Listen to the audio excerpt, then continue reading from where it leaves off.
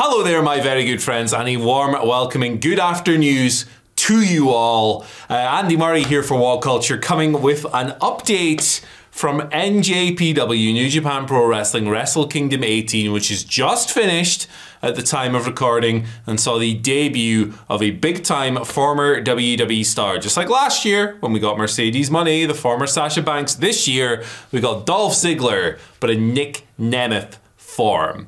So he was on the show with his brother Ryan, who is of course contracted to AEW and can do these kind of appearances whenever as part of that working relationship. But Dolph, of course, Nick, I'm gonna have to get used to that, it's gonna take a while, was released by WWE back in September. 90-day non-compete clause meant that he didn't officially become a free agent until December, but he's back. This was his first pro wrestling appearance since the WWE release. He is booked for a show in Puerto Rico in 2 days on the 6th of January, so he's going to be a busy boy.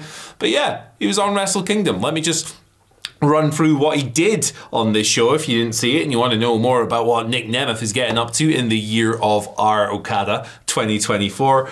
He came out with Ryan, sorry. I told you this is going to take a while. They're both wearing suits. They both look really dapper, really swell. Two very handsome men, as always. But they came down to the ring during the IWGP and Openweight Tag Team, the Strong Openweight Tag Team title match. They were sat at ringside in a spot that was called the VIP section. It's like a table just at the barricade. They were sitting there, they were watching matches, they were being cheeky scamps, teasing things, looking on, all of that good stuff. And then, when we got to the triple threat for the new global title between David Finlay, Will Ospreay, and Jon Moxley, which was won by David Finlay, the victor and Nic Nemeth got into it with one another. There was a bit of a spat at ringside between Finlay and his new belt and Ziggler.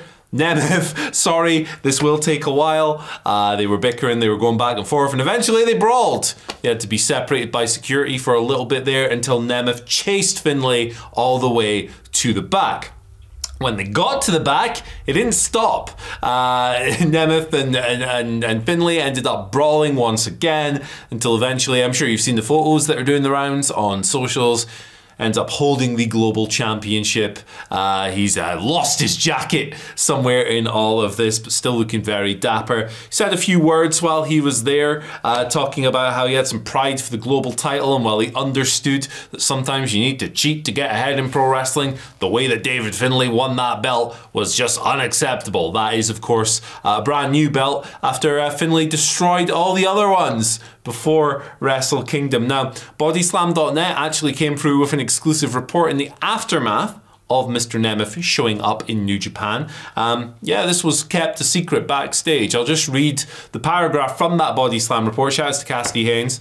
It says, sources backstage at New Japan's Wrestle Kingdom 18 relate to me that Nic Nemeth's appearance was just as much of a surprise backstage as it was for anyone else. One source stated, where the F was he hiding? And another source added, never saw him or anything until he went out. It's been a busy day for Nick in general. He is the star of a video uploaded to Ryan's YouTube channel called Wanted Man.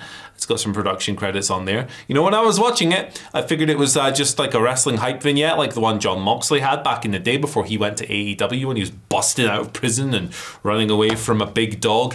Imagery, but I don't know, it might be a movie or something. Who the heck knows? Hollywood hunk, all of that stuff. So yeah, there you go. Big day in the world of Nic Nemeth. He was the biggest name to be announced as part of those WWE releases in September. Also saw the likes of Mustafa Ali and Shelton Benjamin, Dana Brooke leave the company. They're all free to do whatever the heck they want now, of course. I'm sure we'll see, well, Ali's already announced like 7 million dates. He had his campaign video that came out. But Nemeth been a little quiet. He's had, you know, the Puerto Rico date did get announced. He's, I believe, booked for WrestleCon this year over WrestleMania weekend. And now he's in New Japan and he's seemingly going to wrestle David Finlay. Now, that match hasn't been confirmed as at the time of recording. It also hasn't been confirmed if he's actually signed for New Japan or if this is just a one-off type deal. But yeah, he is a big name. Now, obviously, in the last few years, last lot of years of his WWE run, really, he wasn't pushed to like a prominent level or anything like that. But you know, you go back 10 years or what, wow, that's a long time. You go back a certain amount of time, he was clamored for as like one of the great underutilized people in WWE. I'm really curious to see how his post-WWE run goes, actually, because it could be that he's got a fire lit under his ass and he really wants to work and he really wants to show people what he can do. He's here to show the world, all of that. I'm sorry, that was a dreadful cliche, but, you know, kind of had to make it. So there could be that possibility. Maybe he just wants to go out there and kick some ass and work really hard and be awesome. That's the best possible scenario of all of this, and I certainly hope that's the case.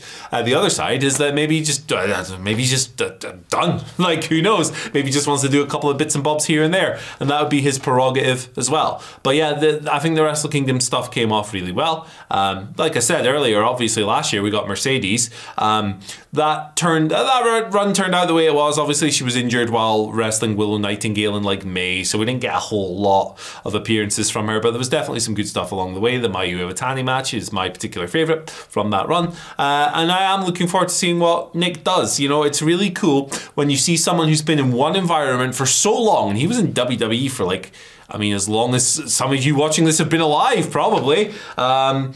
And we've never really seen him do anything anywhere else. So cool to see him test himself in a completely different environment, in a completely different style of wrestling for completely different fans across the board. We don't have a Wrestle Kingdom review this year because images are quite difficult with New Japan, but interesting show if you want to check out the Okada Danielson match round 2 after they wrestled at Forbidden Door, already getting match of the year hype, and it is the 4th day of the year. Of course, that's nothing new when it comes to Wrestle Kingdom. We have it every single year, but well worth your time.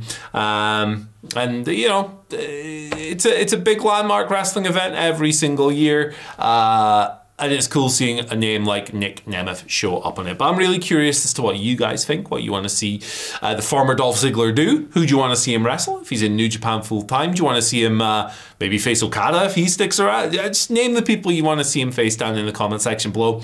And other options as well. Should he go to AEW as part of that partnership? Should he show up there, do some stuff with his brother? Who the heck knows? I will say that when he showed up during the tag team title match with Ryan, I figured they were going to challenge the winners or something. They're going down the singles route instead, which is, I didn't see that coming, because when you show up during a tag match and you've got your brother, you probably think you're going down that route, but hey, there you go. So yeah, long-time WWE lifer, big name, certainly. Interesting acquisition if he's gone there full-time, for sure, but I'm looking forward to seeing what he does, and what the other people who were released in September do as well. You know, Ali's gonna have killer matches on the indies, and he's booked millions and millions and millions of them. Really can't wait for some of those to start filtering through and making tape and all of that stuff. Shelton's another a guy who I think has been like really cast weirdly for years and years and years. He's had a previous New Japan run, of course, as well as Shelton X Benjamin when he was in Suzuki Gun as well, prior to returning to WWE. What was it, 2016? That kind of era. So there's all kinds of interesting possibilities at the moment. Wrestling's really opening up right now in the first week of January. There's free agents all over the place. There's people leaving companies. There's speculation on people like Okada and Mercedes. And, you know, you've got some WWE stars whose deals are coming up. Your Drew McIntyres, your Sheamuses. Be interesting to see what they end up doing.